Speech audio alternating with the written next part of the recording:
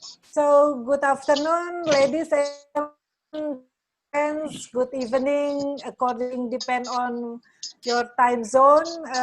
Welcome in ASEC webinar on Friday, 26 June, with the theme of maintaining the sustainability of SSA amid COVID-19 pandemic. Okay, this webinar, actually the ASEC held the SSA virtual meeting weekly on Friday, almost on Friday. But this event is special because in this event our event today is part of the World Social Forum Transformative Economy. It's a forum where a lot of movement related to SSC are gathered. So the World Social Forum actually will held in Barcelona more live, but because of the COVID, they decided to do it more virtual. So that means during the 25th until 1st July, a lot of the event related to the SSA issues are conducted in every continent.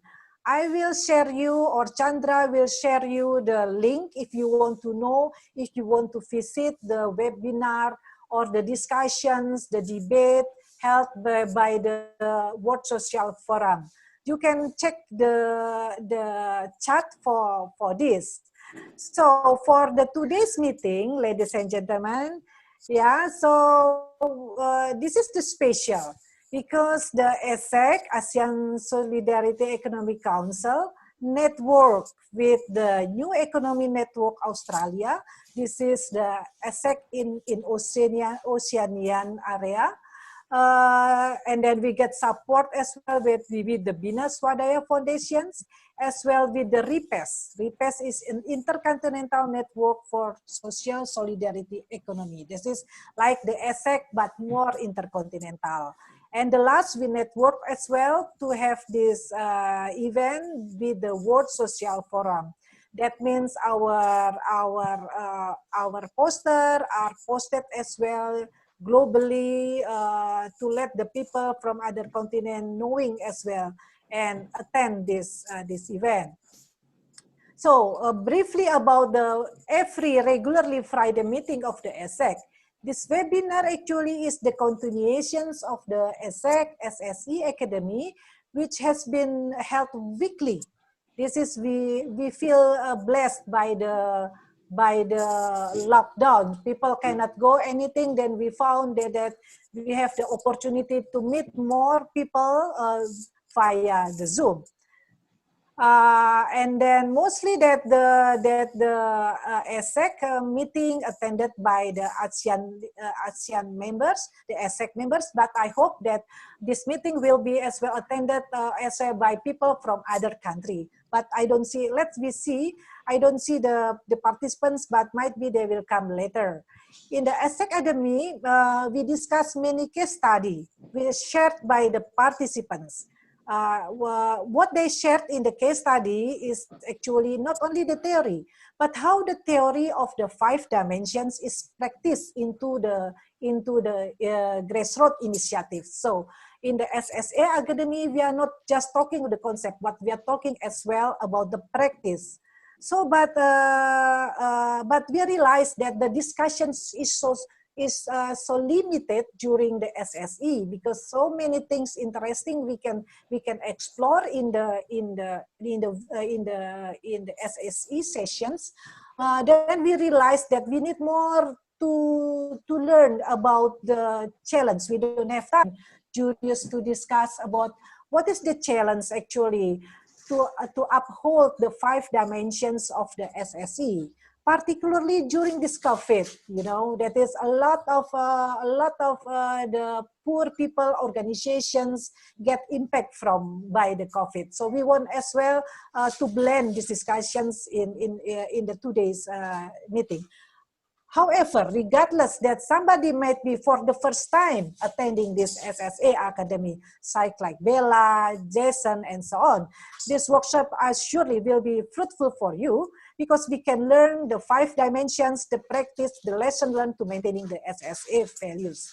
So together with us, before I start, my name is Eri. I forgot to introduce. I will play as a moderator for this workshops. I come from Indonesia and as well a board of the ASEC together with Denison, Benjamin, and Chandra. Together with us, Professor Datuk Denison, most of you know him. He is the chairman of the ASEC, and as well Dr. Benjamin Quinones from the Philippines. He will be the speaker. He is actually the founder of the ASEC together with Bambang Ismawan. So maybe you can see Pak Bambang, open your, say hello. So that is the Pak Bambang. Yeah, Bambang is there. Okay, and then together with us as well, Dr. Hiroki Miura. He is Japanese, but today he want to represent as well. He is as a research team from the Seoul University. So he has a lot of, that means he has a lot of knowledge of SSE and practice in Japan as well in South Korea. It was planned that David Thompson from the SSE from Oceanian will attend this meeting, but I have got a news from him that he is not really well, so he excused to not able to attend this. But however, we wish him all getting well soon as well. For Benito here, but I hope this is not a problem for you, Benito, just to listening this webinar through your Zoom. So before I start with the listening to the sessions, to the sharing analysis presented by Ben at the first, and then followed by the Dr. Hiroki, I would like to ask Professor Denison, because he is more longer stay in the ASEC. He know a lot of how the global SSA network going on. So might be your time for you, Denison, to give Inception's voice for us before we start with Ben. Time for you, okay. Datuk. Thank you. Thank you very much, Dr. Eri, and welcome to everyone in this discussion. As Dr. Eri has said, ASEC during this COVID period has been able to recognize this opportunity of using online platform in a way that we are able to capture many of our grassroots partners to describe the impact of COVID-19, as well as be able to identify case studies, as Dr. Eri has said. By way of introduction, I think it's important for us that in today's session, we are looking at conceptual areas, and Dr. Ben would actually be able to revisit the 5 dimensions of SSE. But the background to this is the economic model that the world is preoccupied with is an economic model that gives emphasis to capital and emphasis to economic growth to such an extent that it sidelines other dimensions. So money, profit, capital, maximization of profit is the kind of economic model, although all governments affirm more balanced growth policies. So I think we are looking today more at the global economic pattern and the call from civil society, and especially organizations involved in the social economy, involved in social solidarity economy, are calling for an alternative framework, economic principles, and understanding. Professor Yunus came up with social business. He came up with microcredit. So proponents of an alternative model of economy have called it compassionate economy, responsible capitalism, all kinds of different words to soften the blows of the capitalist approach. By this, we are not saying we want to go towards Marxism or to socialist kind of state-controlled economy. We are not saying that, but we are saying a more balanced approach in which there needs to be a transformative agenda to the economy. That's why REPAS, along with other partners in Europe, came up with the World Social Forum on Transformative Economy. Many have attended the General World Social Forum, but this is specific on transformative economy. It's different from Davos. Davos might emphasize CSR and so forth, but here it's really calling for transformative. Now, in our ASEC meetings, we had a lot of discussions about COVID and post-COVID economy and the kind of development that we are looking for. And the COVID-19 pandemic has illustrated at a global scale the devastation on ordinary people at the ground level. For example, the informal sector, a majority of them being women, the daily wage earner, migrant workers, stateless people. It showed the vulnerability because all these groups had very little savings. They had high levels of debt in the informal sector. They were living in unsuitable housing that was densely populated or congested, that made their vulnerability to COVID and illness much more rampant. They lacked healthcare facilities.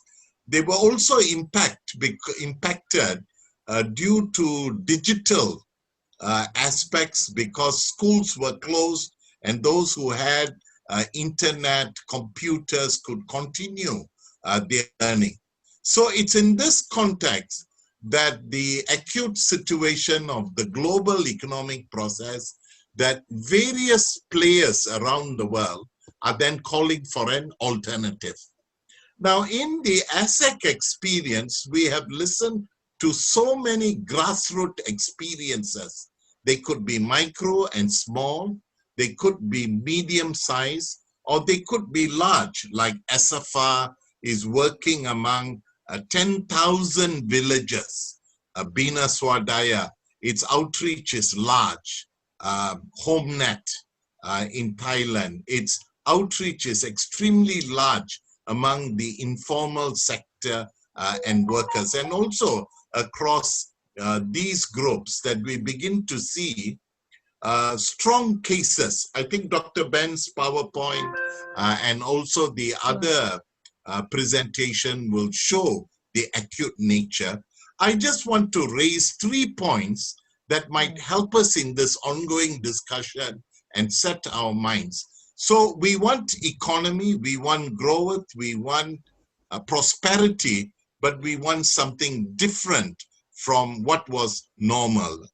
And I think 3 pointers from our case studies and our discussions, all of this period shows us. One is local economy and local communities are building solidarity or people's cooperation.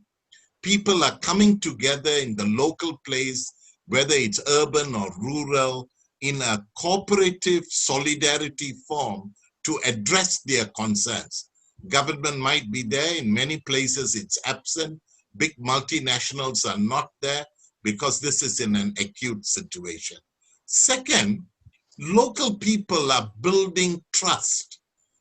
Trust is a key factor in local economies because it's linked with mutual respect as well. That's the second point. And third, we are seeing that life and its meaning, and we have Brother Jackson from Bhutan here, that life is more than money. Life is about enhancing human capital and natural capital, environment, people's potential, and so forth. Those are some thoughts that then begins to redefine economy, not just as GDP or GNI or inflation rate, but really looking at the quality of life of ordinary people. Dr. Ari, these are some of my opening points, and I hope it sets the stage for Dr. Ben and Dr. Hiroki, and also our discussion today. What we are saying is our organizations and our grassroots are telling people on the top, look, there is something different taking place in our local communities that we must capture because they are vibrant communities. Thank you very much, and I hope we have a very fruitful discussion today. Thank you, Datuk Denison. Yeah, you always encourage us with the clear thinking, seeing the messy situations, messy concept around the world between capitalism, socialism, and in between, and so on. But you encourage us that there is still a way, yeah, to pursue what you said with this is different from normal. So either this is with the economy and growth as prosperity. So we are now should be COVID as well bring our to the new normal, then we have to see as well the new normal in economy. So